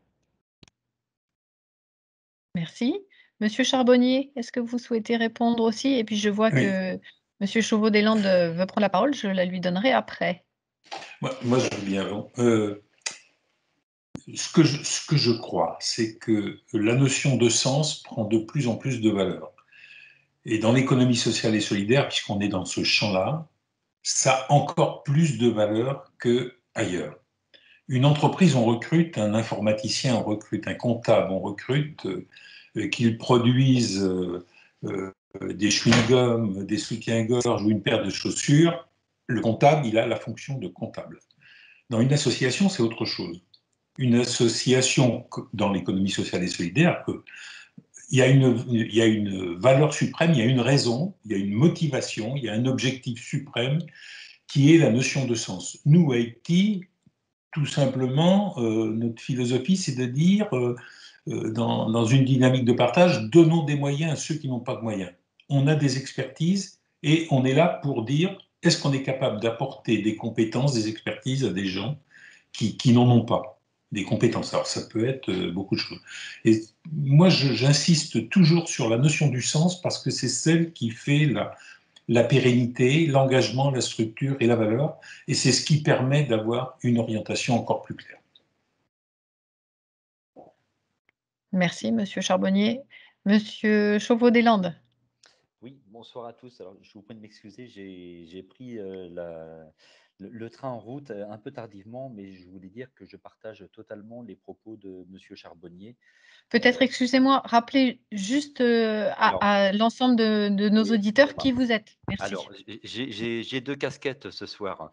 Je suis alors salarié d'une association qui est France Alzheimer 49, dont je suis le coordinateur. Et puis, j'ai une casquette aussi de responsable associatif pour une nouvelle association qui a été créée autour d'un projet spécifique. Et aujourd'hui, c'est pour elle que je suis avec vous ce soir parce que on a beaucoup d'interrogations sur comment faire au mieux avec des ressources qui, bah, vous l'aurez certainement tous noté, manquent en termes d'effectifs. Je cautionne exactement ce que disait Monsieur Charbonnier. Effectivement, quand on est, on va dire, bénévole, il peut y avoir les administrateurs et il peut y avoir, entre guillemets, les faiseurs. C'est pas la même chose. Quand on est dans un rôle de gestion, on a cette préoccupation de la viabilité, de la pérennité de l'action et ça demande des compétences déjà acquises. Euh, à l'association France Alzheimer 49 et dans l'association que nous souhaitons, on va dire, transformer et faire émerger, heu, on a besoin de savoir-être beaucoup. Et la difficulté aujourd'hui, c'est de combiner le savoir-être et le savoir-faire, sans, on va dire, être totalement accaparé. Heu et je voudrais éviter dans l'association qui va porter un habitat partagé, de reproduire ce que je vois autour de moi dans l'économie sociale et solidaire, à savoir, la concentration, des actions sur quelques individus. Aujourd'hui, sans des bénévoles extrêmement engagés comme vous êtes certainement, nombreux ce soir, on n'aurait plus ce monde associatif. Moi, je suis salarié d'une association France Alzheimer 49. J'ai des bénévoles qui donnent 100 heures de bénévolat par mois. C'est conséquent. Et évidemment, il ne faut pas attendre cet engagement de tous. Donc, atteindre l'équilibre personnel, c'est une chose. Et j'en arrive à ma question pour faire réagir vos invités, à laquelle je ne sais pas s'ils ont déjà répondu ou pas. Mais c'est vrai qu'aujourd'hui, le partage des tâches est quelque chose qui est pas toujours simple. J'y vois 2 explications. La première, c'est que c'est pas culturel. On était, moi je travaille avec une génération où le savoir, c'était le pouvoir. Ce à quoi je réponds aujourd'hui, bah, si on a le savoir et qu'on ne sait pas quoi en faire, ça sert pas à grand chose. Donc l'idée de partager prime pour moi sur le pouvoir. Et je pense qu'il faut vraiment trouver le moyen de se répartir les choses. Et je rejoins encore ce que disait Monsieur Charbonnier, la frontière est très fine entre le rôle d'un administrateur et le rôle des salariés. Et il ne faut pas que les uns, on va dire, suppléent systématiquement les autres. Donc voilà, je voulais partager ça avec vous. Et alors, je l'ai marqué tout à l'heure dans les commentaires, mais c'est vrai que je ne sais pas s'il a été question de gouvernance partagée, mais ça me semble être une solution peut-être pour, on va dire, rassurer et engager de nouvelles ressources humaines que sont les bénévoles. Voilà, je vous remercie. Alors, est-ce que l'un d'entre vous peut donner son point de vue sur cette question de la gouvernance partagée? Alors, partagée, dans ce que vous disiez, Monsieur Chauveau-Deslandes, partagée en quelque sorte entre des administrateurs bénévoles et des salariés en responsabilité dans l'entreprise, d'une part, et puis il a été évoqué dans les pistes de travail aussi des coprésidences, par exemple. Alors, je ne sais pas si C'était plutôt sur les coprésidences. sur C'est la vrai, j'ai coprésidence, peur OK. d'être arrivé trop tard. Je vous prie de Non, m'excuser. non, alors en fait, juste la piste a été évoquée, mais D'accord. sans plus de détails. Donc, je vois que, Anne-Laure Mesgouen a rallumé sa caméra, donc je pense que vous souhaitez répondre? Oui, je peux. Effectivement, on a de plus en plus, en fait, hein, d'associations qui réfléchissent à de la coprésidence. Coprésidence mixte d'ailleurs, ce qui est assez intéressant justement. aussi pour justement la mixité au sein de l'association et de l'intergénérationnel aussi. Donc c'est intéressant. Alors c'est pas qu'au niveau de la coprésidence, c'est-à-dire qu'il y a aussi des co-trésoriers, des co-secrétaires généraux. Donc ce sont des formes qui évoluent en ce moment, ouais, ça c'est clair.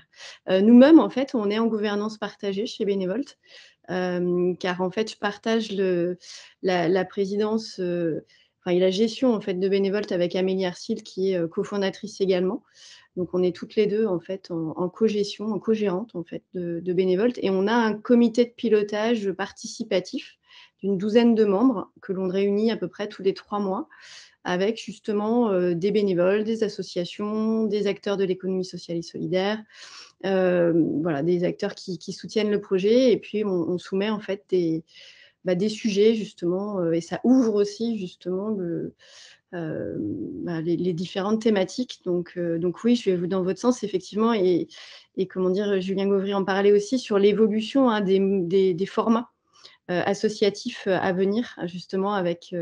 en fait, il y aura une évolution de la structure en fait, des conseils d'administration ou autres, et aussi une évolution justement et Julien en parlait sur les missions, les types de missions de bénévolat. C'est-à-dire que un exemple aussi assez récent, notamment de la prévention routière, où en fait ils font de la sensibilisation, notamment dans les écoles en semaine sur une journée entière. Donc, autant vous dire qu'ils ont beaucoup de bénévoles retraités, c'est ce qui est complètement normal, parce que vous n'allez pas pouvoir poser une journée entière pour faire une sensibilisation en semaine, pour un actif, par exemple. Mais pour autant, on peut très bien imaginer d'autres modules de sensibilisation sur des formats d'ateliers, sur 2 heures. Ça peut se faire pas forcément en semaine, mais un samedi matin, mais vers d'autres moyens. Donc, en fait, il y a une hybridation et une créativité aussi, pour reprendre le terme un peu de Vincent, qui va dans ce sens-là. On a beaucoup de questionnements, en fait, et les associations se questionnent beaucoup aussi dans la reprise là, de septembre-octobre, sur justement, notamment aussi avec la désertion d'une partie des bénévoles qui ne sont pas revenus faire du bénévolat pour différentes raisons qui leur appartiennent. Mais ça questionne, ça transforme, et c'est vrai que c'est une période un peu d'observation qui apporte du renouveau aussi. Mais voilà. Merci beaucoup, merci pour cette réponse. Alors, Vincent ou Daoudia, vous souhaitiez prendre la parole? Je ne sais pas si c'est vous qui avez levé la main avant Philippe Leblanc-Evin, mais je vous la donne quand même parce que vous êtes mon président. Oui, vous êtes gentille, Elisabeth, mais je vais être très bref parce que je vois que l'heure tourne. Je voudrais faire part de 2 choses. La première, c'est de l'expérience que j'ai eue de la coprésidence, parce que j'ai participé au développement, à la création, au développement d'un mouvement qui, au début des années 80, puis c'était en 83 très exactement, qui regroupait les associations de formation médicale continue, c'est-à-dire les associations de médecins qui s'impliquaient, qui s'intéressaient à la formation continue. Et pendant les 10 premières années de cette union nationale qui a été extrêmement développée, qui s'est extrêmement développée, il y a toujours eu deux coprésidents, l'un venant du monde libéral et l'autre venant du monde hospitalier. Ils avaient des parcours totalement différents. L'un était un médecin généraliste de banlieue, l'autre un chef de service dans un grand hôpital, dans un grand CHU, et qui n'était pas parisien d'ailleurs. Et cette coprésidence a permis une amplification de la dynamique de l'association absolument merveilleuse. Au bout de 10 ans, parce qu'ils sont partis pour des raisons diverses, et il y a eu un président, et je l'ai vécu comme peut-être une amputation de la dynamique possible de l'association. Ça, c'était juste pour rappeler une expérience.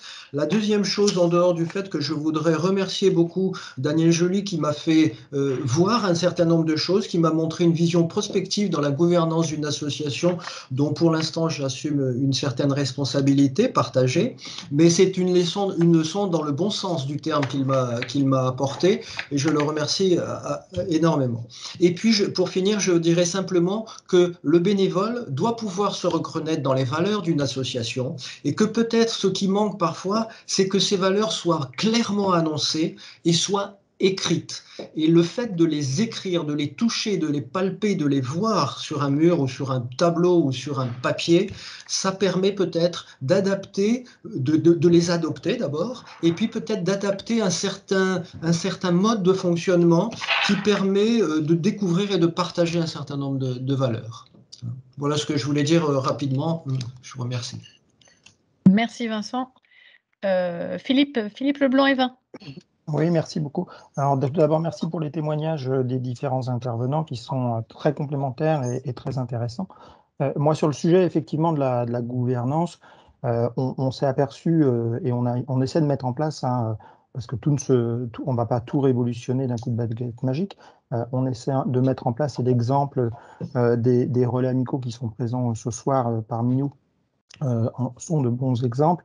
Effectivement, c'est de voir comment je peux doubler les postes fondamentaux au niveau de la gouvernance, que ce soit effectivement au niveau du président ou de la présidente, que ce soit au niveau du trésorier, au niveau du secrétariat, des actions ou des tâches administratives, c'est plus sympathique, et puis également au niveau des responsables d'activité, parce on sait très bien qu'on a certains bénévoles qui veulent bien donner un peu de leur temps, mais qui veulent vraiment s'engager dans quelque chose au sein de l'association, mais pas plus, pas forcément devenir responsable d'une activité ou autre.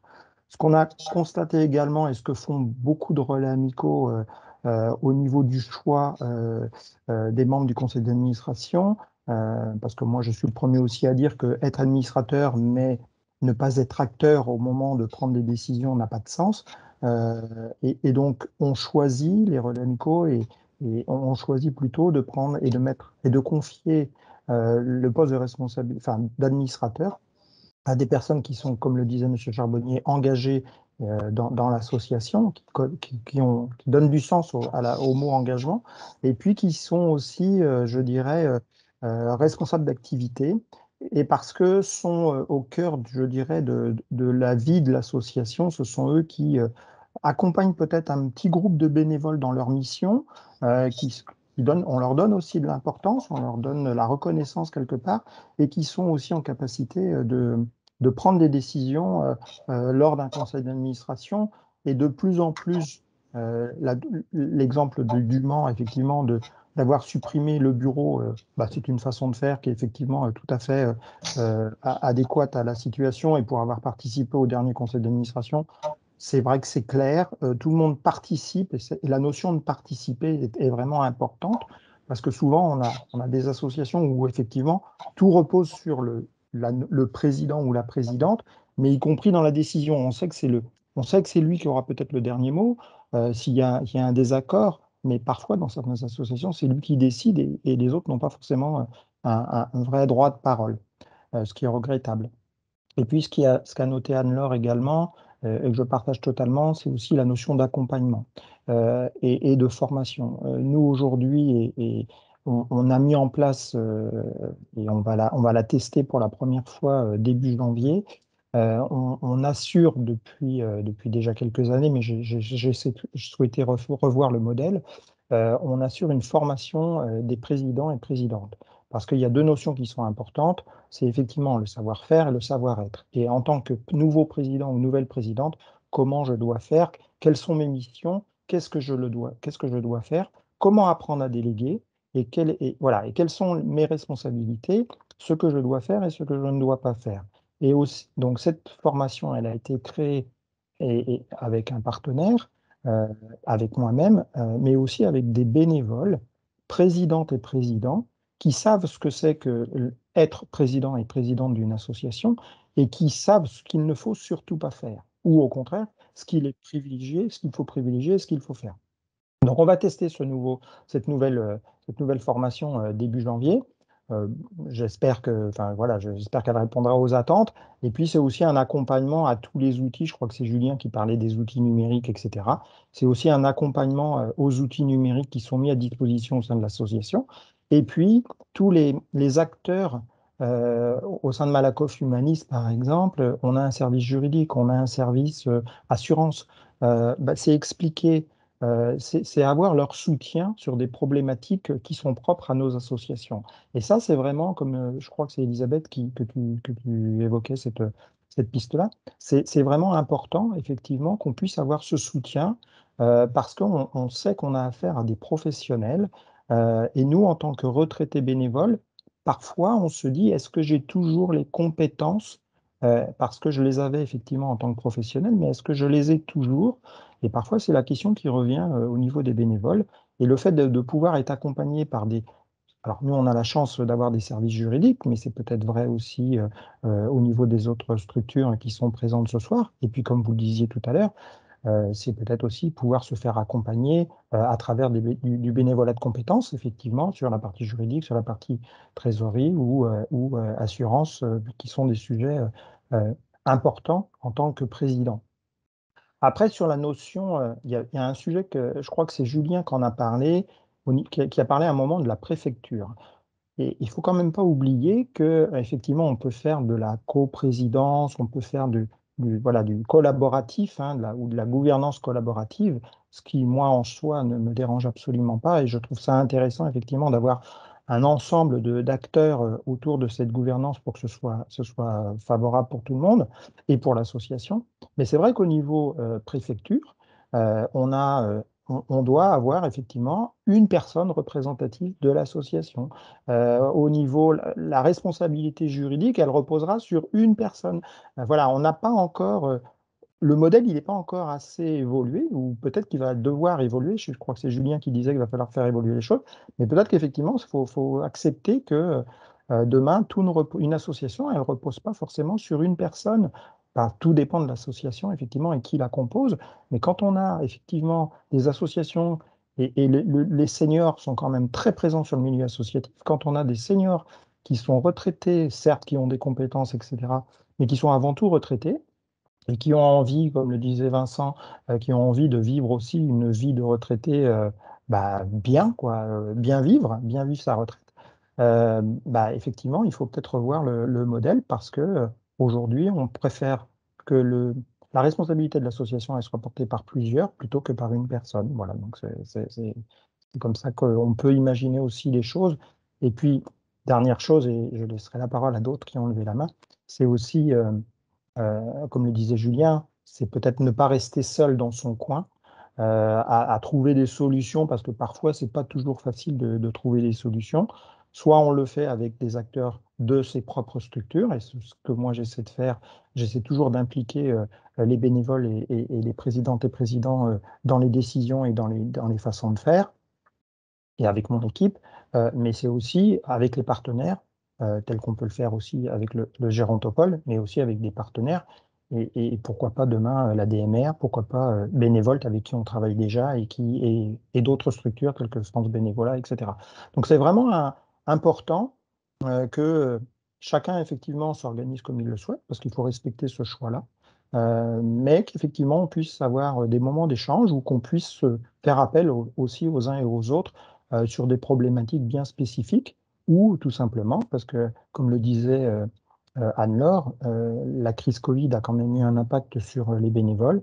Recruter des bénévoles, ce n'est pas forcément quelque chose d'aisé tout le temps, et donc voir comment on peut faire ensemble demain. Voilà, merci à vous. Merci Philippe. Tu m'as prêté des propos qui n'étaient pas les miens, mais c'est pas grave, c'est Anne-Laure Alors, Mesgouen je qui les nous a rends parlé de l'accompagnement juridique potentiel, mais Voilà, excusez-moi. merci, mais je préfère quand même rétablir la vérité. Vincent Guérin, tu souhaitais prendre la parole? Oui, en fait, j'aurais souhaité savoir si Daniel pouvait nous parler en fait de son expérience de coprésidence avec Michel Sellier, et puis aussi qu'il nous parle peut-être de voilà l'expérience qu'il a n'avoir plus de bureau et voilà composer avec son conseil d'administration de manière à avoir un ancrage territorial, plus d'expérience aussi. Voilà, s'il avait s'il pouvait nous en parler un petit peu. Eh bien, avec plaisir. Alors, Monsieur Joly, juste, Oui. on voit votre front qui Ah bah oui, parce que mais voilà, je merci. tiens le téléphone à la main parce que mon système informatique est défaillant. Merci, Je c'est pense mieux comme ça. c'est Merci. correct, parfait, merci. Eh bien, oui, alors, par rapport aux interventions précédentes, et puis je vais répondre à la proposition de Vincent, je crois aussi qu'il faut se souvenir qu'il y a, plutôt que peut-être que des co-présidences ou des co-trésoreries, il y a des adjoints, des vice-présidents. Alors, c'est déjà ça prévu dans la structuration. Et moi, je pense que c'est un poste qu'on doit pouvoir confier à quelqu'un qu'on fait d'abord entrer dans le conseil d'administration parce que voilà, parce qu'on a une bonne relation avec lui, parce que ça fonctionne dans le strict relationnel. Et puis ensuite, on va pouvoir, je mets des guillemets, mais c'est ça quand même, tester à la fois son appétence et ses possibilités de prendre un poste dans une vice-fonction. Et puis ensuite, si c'est en adéquation, on va pouvoir effectivement lui proposer, et normalement ça fonctionne bien quand il y a eu mise en adéquation, lui proposer soit une présidence, soit une trésorerie. J'en veux pour preuve le fait que, par exemple, au relais de Nantes, le vice-président, la présidente est devenue vice-présidente, ils ont échangé les postes, et c'est quelque chose qui a l'air de très bien fonctionner. Alors, pour revenir sur l'expérience spécifique du Mans, moi, j'ai la chance d'avoir un vice-président qui ne veut surtout pas être président. Mais quand j'ai fait mon intervention, j'ai parlé d'un ticket à l'américaine. Et je reviens sur cette notion parce que, en fait, il est venu vice-président parce que je prenais la présidence, et j'ai pris la présidence parce qu'il allait être mon vice-président. Et moi, je l'appelle mon Jiminy Cricket. C'est-à-dire que c'est ma conscience ultime. À chaque fois que j'ai besoin de quelque chose, que je réfléchis à un projet, je fais une sorte de pré-consultation avec lui. Et lorsqu'on arrive au conseil d'administration, lui et moi, on est déjà parfaitement au clair, et on a déjà, comment dire, on a déjà croisé un certain nombre de contre-arguments rien que de notre propre conversation. Et ça, je trouve que c'est, alors, on pourrait appeler ça une coprésidence, mais en réalité, parce qu'il a une grande expérience aussi du monde associatif, au bout du compte, il me dit toujours que j'ai raison. Mais il peut aussi très bien me dire, ça c'est vraiment une connerie, on ne fera jamais ça. Et puis voilà, on en parle. Et la plupart du temps, on ne fait pas. Donc je pense que c'est pas forcément le terme de coprésidence me paraît toujours une complication. Alors que quand il y a un président, un vice-président, s'il faut prendre une décision compliquée et en contradiction, là c'est mieux d'être tout seul.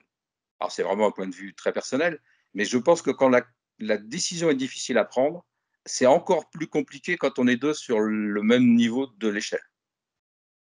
Voilà, merci. Merci beaucoup. Vincent, tu n'as pas baissé ta main, je pense. Je pense pas que tu voulais réagir. Enfin, peut-être après. Non, c'est juste une erreur. Ok, merci. Maman, excusez-moi. Merci. Donc, monsieur Charbonnier, vous souhaitiez... Oui, je voulais réagir sur la coprésidence, parce que moi, je la vis dans mon association, et c'est une structure d'insertion. On a 150 salariés tous les mois, donc c'est une responsabilité qui est lourde lorsqu'on est administrateur bénévole. Et le fait d'avoir une coprésidence, c'est très rassurant d'être à deux à porter le chapeau.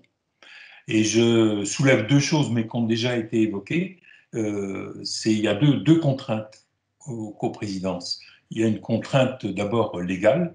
Les préfectures, pour l'instant, n'enregistrent qu'un nom, qui est le président et qui est le responsable juridique de l'association. Et là, il va falloir que l'on fasse évoluer cette chose-là. Ça, c'est la première contrainte qui est totalement légale, et qu'il va falloir que les services de l'État disent est-ce que ça peut exister, est-ce qu'une responsabilité juridique peut être portée par deux personnes physiques. Voilà. Deuxième contrainte que je trouve, c'est quand on est coprésident, on est égal. Et il faut que les choses soient claires sur le portage de la voix de l'association. C'est-à-dire qu'à un moment donné, il faut bien s'entendre entre les deux coprésidents. Alors, nous, ça se passe très bien, mais je dis ça peut être un écueil, c'est-à-dire qu'on peut avoir deux visions différentes qui peuvent s'opposer. On ne met pas deux coprésidents s'ils ne s'entendent pas. Il faut qu'il y ait deux coprésidents dans la mesure où ils sont dans la même conception, dans la même vision de l'association. Parce que deux portages de voix différents, ça pourrait être dramatique pour la pérennité de l'association. Et c'est pour ça que la remarque qui était faite précédemment sur président, vice-président, c'est vrai que faire des coprésidents, c'est un peu un vice-président amélioré, mais toutes ces remarques-là, moi, à mon avis, il faut qu'on soit prudent sur les coprésidences. Non pas que ça ne fonctionne pas, c'est uniquement qu'il faut vraiment être en phase les deux coprésidents. Merci, Monsieur Charbonnier. Raphaël Chauveau-Deslandes, vous souhaitiez de nouveau prendre la parole, je crois. Alors oui, effectivement. Je reviens aussi sur ce que disait Monsieur Ould Daoudia concernant le pilotage finalement par différents profils. C'est vrai que j'ai compris tout à l'heure, Monsieur Aoudia, que vous parliez de médecins généralistes et j'ai pas retenu l'autre terme, mais ça m'amène au partage de la décision. Il est évident qu'une personne qui incarne le président, qui prend la décision, c'est d'abord une décision, on va dire, politique de l'organisation, et c'est aussi assumé pour les autorités juridiques. Donc ça, c'est essentiel qu'il y ait effectivement une décision actée, et c'est le rôle du président, effectivement, de choisir quand les choses se présentent à lui. Maintenant, l'intérêt que je voyais à partager la gouvernance, c'était aussi justement pour enrichir les échanges qui mènent à la décision. Et j'irais même au-delà de la coprésidence dans la gouvernance. Moi, il me semble aujourd'hui intéressant d'ouvrir les gouvernances quelque part à une représentation presque paritaire. Toutes nos associations évoluent dans des environnements sociaux, dans des environnements juridiques, dans des environnements politiques, et effectivement de pouvoir s'enrichir quelque part du fruit du système, eh bien c'est finalement rendre les décisions plus compatibles avec le système lui-même. Et j'ai toujours pensé qu'on pouvait changer le système de l'intérieur, faire rentrer le système dans des décisions, c'est aussi un peu changer le monde pour moi. Est-ce que les uns et les autres avaient des expériences où précisément il y avait une forme de représentation paritaire au sein de vos organes de gouvernance? Alors, qu'est-ce que vous entendez par paritaire? Alors, ben, je vais prendre un exemple. Aujourd'hui, France Alzheimer 49 travaille sur un projet sur lequel on a impliqué nos partenaires, dont le Gérontopole. Et il est évident que ce projet, aujourd'hui, il va aboutir grâce à ce travail partenarial. Si nous étions restés entre nous, il me semble évident que nous n'aurions pas abouti de la même manière, ou sur quelque chose qui serait finalement à la marge. Moi, je suis persuadé de la viabilité des décisions qui sont prises parce que précisément on échange avec les partenaires et que on entend tout ce qui peut être, on va dire, compatible avec notre organisation. Évidemment, on a parlé de valeurs tout à l'heure et ça, on ne peut pas y déroger, c'est une évidence, mais il faut que nos valeurs soient aussi conciliables avec celles des autres organisations. Voilà. Donc, j'entends par paritaire, effectivement, une représentation, par exemple, du Gérontopole, comme vous faites avec les différents collèges. Hein. Pour moi, c'est de cet ordre. Ok, merci. Vincent, je Est-ce crois que qu'il vous y a... vouliez répondre. Vincent ou Daoudia, mais il y aura peut-être d'autres demandes de parole après. Vincent, je vous laisse prendre la parole. Oui, très rapidement pour répondre à cette interrogation, c'est que à côté des structures qui sont imposées, entre guillemets, dans une association, c'est-à-dire une présidence gouvernante, un bureau qui est là, et puis un conseil d'administration, qui ont des rôles importants et qui sont des rôles politiques décisionnels, on a pensé qu'il était important qu'il y ait en effet un regard partenarial Et quels sont les partenaires? Eh bien, ce sont les membres de l'association. Nous sommes une association qui regroupe sous forme de collège presque 230 associations aujourd'hui. Et chaque année, il y a deux choses. Il y a un séminaire des administrateurs. Ils ne sont pas réunis en tant que conseil d'administration, mais en séminaire pour fixer une feuille de route. Alors, je dis chaque année, ce n'est pas tout à fait vrai. C'est un séminaire qui a lieu chaque année, mais la feuille de route est bâtie pour 2 voire 3 ans. Et cette feuille de route s'imposera ensuite au conseil d'administration après qu'elle ait été mise en forme par la direction d'une part, enfin, et par le bureau d'autre part. Ça, c'est le premier point. Et le deuxième point, c'est que chaque année, tous les collèges à tour de rôle se réunissent pour fixer les orientations aussi à décliner, en plus de la feuille de route qui a pu être mise en œuvre, qui permettent de voir quelles sont les orientations que doit prendre et qui s'imposeront à la gouvernance de l'association du Gérontopole. Je ne sais pas si je réponds à ça, mais c'est comme ça que l'on voit notre mode de fonctionnement. Ce n'est pas encore une coprésidence, mais c'est un partenariat dans la gouvernance. Ça répond partiellement à mon idée. Après, effectivement, est-ce que d'autres associations ont cette expérience et quel retour ils peuvent nous en faire?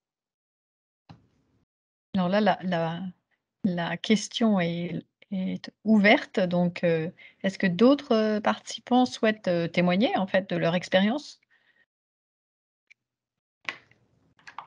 Ou est-ce que, alors, Marie-Noël, je crois, du relais amical de Nantes.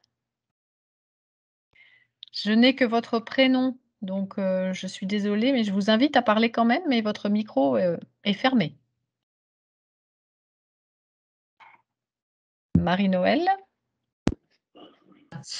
Oui, je suis Marie-Noël Martin. Donc, quand je suis arrivée au relais, j'avais eu 1 an de vice-présidence avec mon prédécesseur, mais qui n'était pas du tout délégatif. Donc, j'étais un petit peu plongée dans le brouillard. Mais bon, ça s'est pas trop passé. Mais immédiatement, ce que j'ai essayé de trouver, c'est quelqu'un qui puisse prendre. J'avais dit que je faisais qu'un mandat, donc je suis venue, c'est 3 ans. Donc, au bout de 2 ans, j'ai trouvé mon successeur. Qui est devenu mon vice-président. Et donc, on a travaillé ensemble. Et actuellement, je vais passer la main comme vice-présidente. Je suis devenue ensuite vice-présidente pendant qu'il était président. Ça a déjà été dit dans les échanges. Et actuellement, nous sommes en recherche d'un futur vice-président qui deviendra président. Mais dans la pratique, toutes les décisions que l'on prend sont prises ensemble. On fonctionne vraiment. Bon, il se trouve qu'il n'est pas sur Nantes, donc il fallait trouver une solution, mais on fonctionne ensemble pour la prise de décision et ça fonctionne bien parce qu'on s'entend bien. Moi, je suis d'accord pour dire qu'à un moment donné, il faut quand même qu'il y ait quelqu'un qui tranche. Et depuis que je ne suis que vice-présidente, je considère que la vraie décision, c'est lui qui la prend. Et je vis ça, pour moi, ma charge mentale est moins forte qu'avant. Voilà. C'est beaucoup plus light pour moi. Moi, je ne voulais pas faire 6 ans. Et donc, mais ça permet une passation en douceur. Et j'ai fait la même chose pour les postes de trésorier, pour les postes de secrétaire, secrétaire général. Enfin, tous les postes sont dédoublés au maximum à Nantes. Parce que déjà, on est un gros relais. Hein, on a 650 adhérents, donc c'est quand même beaucoup de travail. Et puis, ça permet immédiatement un tuilage. Hein. Si la trésorière nous lâche, on a une vice-trésorière. Donc, on cherchera de nouveau quelqu'un. Voilà comment on fonctionne. Mais je reste d'avis qu'effectivement, c'est préférable d'avoir quelqu'un qui tranche. La préfecture nous y oblige, mais il y a peut-être des raisons à ça. Voilà. Merci, Madame Martin. Alors, Monsieur Sayour, tout à l'heure, vous avez levé la main et puis vous l'avez rebaissée, mais peut-être est-ce une erreur? Non, voilà, vous la relevez, je vous laisse la parole. Bon, voilà, je peux faire part de ma petite expérience, un peu du même genre. Je suis directeur de la DMR Vendée, mais là, en l'occurrence, c'était pour ma vie associative. J'étais président du Centre des jeunes dirigeants de Vendée, enfin de La Roche-sur-Yon. Donc, c'est une association de dirigeants d'entreprise, donc une trentaine, une quarantaine. Et on a fait le choix d'être sur un ticket, parce que moi, je n'avais pas assez de disponibilité, et j'avais un collègue qui avait un peu plus de disponibilité, mais qui n'avait pas la même capacité d'expression, d'animation. Et finalement, on s'est fait dire chacun à sa place. Donc, moi, j'étais président, lui vice-président, parce que pour la préfecture, en effet, il faut ça, mais dans les faits, on était coprésident. Je faisais la représentation au niveau national, lui faisait la représentation au niveau régional, j'animais les réunions plénières, et lui avait un suivi des membres individuellement. Et c'était extrêmement clair. Et je pense que ça doit être très clair.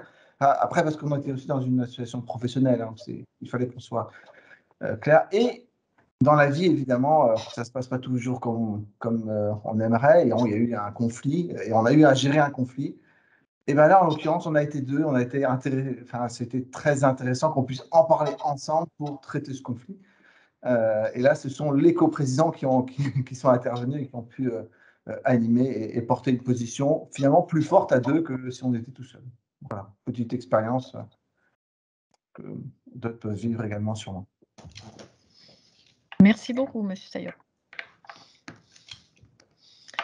Écoutez, on arrive, je vois qu'il n'y a plus de mains levées. Alors, c'est comme si c'était fait exprès, parce qu'il est 19h27. On a commencé avec quelques 4 minutes de retard, mais il y a déjà un certain nombre de personnes qui nous ont quittés à partir de 19h, parce que je pense que chacun a envie de retourner dans peut-être vers ses activités bénévoles.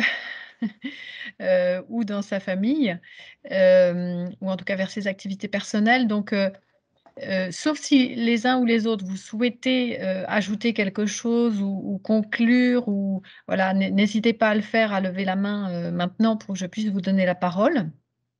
Sinon, je vais vous remercier les uns les autres pour votre active participation, votre écoute active aussi, vos commentaires que certains d'entre vous ont sûrement lus dans les commentaires, qui n'étaient pas forcément des questions, mais des échanges entre vous. Et puis vous redire que notre prochain temps de travail sur cette question du bénévolat des aînés, ce sera le 7 décembre. C'est de nouveau un mardi. Et nous vous communiquerons rapidement l'horaire et puis le sujet plus précisément. Et donc, je voulais vous remercier pour ce temps. Je vais laisser juste la parole, peut-être pour conclure, à Philippe Leblanc-Évin, puis à Vincent Oudaoudia. Voilà, j'avais levé la main avant Vincent, donc je pouvais avoir la parole avant. Absolument. Ouais, merci Vincent. Écoutez, tout d'abord, merci au Gérontopole de nous aider sur cette mission. Merci à Vincent Guérin pour tout le travail qu'il a pu réaliser à travers son étude et tout ce qu'il en ressort et tout ce que l'on peut constater par rapport, même si ça relève, c'est uniquement ou principalement une étude autour des relais amicaux Malakoff humanistes. Et puis, merci aux intervenants, merci à Anne-Laure, merci à Julien, et puis à Daniel, bien sûr, et puis à vous tous présents, parce que vous avez accepté l'invitation du Gérontopole et de Malakoff Humanistes. Donc c'est un grand plaisir de voir que ce soir, il y avait plus d'une quarantaine de personnes, ce qui est quand même une belle performance, sur un sujet qui est effectivement très important. Justement, toutes les réflexions qu'on a pu avoir les uns les autres peuvent nous amener peut-être demain à travailler davantage ensemble et à partager surtout. Et ça me paraît très important, et de ne pas rester chacun dans son coin avec ses difficultés, mais au contraire les partager et essayer ensemble de trouver des solutions. Voilà, une belle soirée à vous et à très bientôt, au 7 décembre, je l'espère. Merci Philippe. Vincent ? Bien, merci. Je voudrais d'abord remercier Philippe Leblanc-Évin pour ses paroles. Je partage tout à fait ses remerciements, mais j'y ajoute quand même d'abord un remerciement à Malakoff Humanistes de nous avoir accompagnés, de nous avoir permis de développer cette thématique et de nous avoir accompagnés tout au long de ce parcours et de continuer à le faire. Et puis, dernier point, je voudrais surtout remercier au nom de tout le monde Elisabeth Artaud qui sait toujours mener de façon magistrale une réunion comme celle-ci. Et merci vraiment Elisabeth pour votre professionnalisme, votre engagement et votre sourire. Merci Vincent. Très bonne soirée à tous et à bientôt. À bientôt.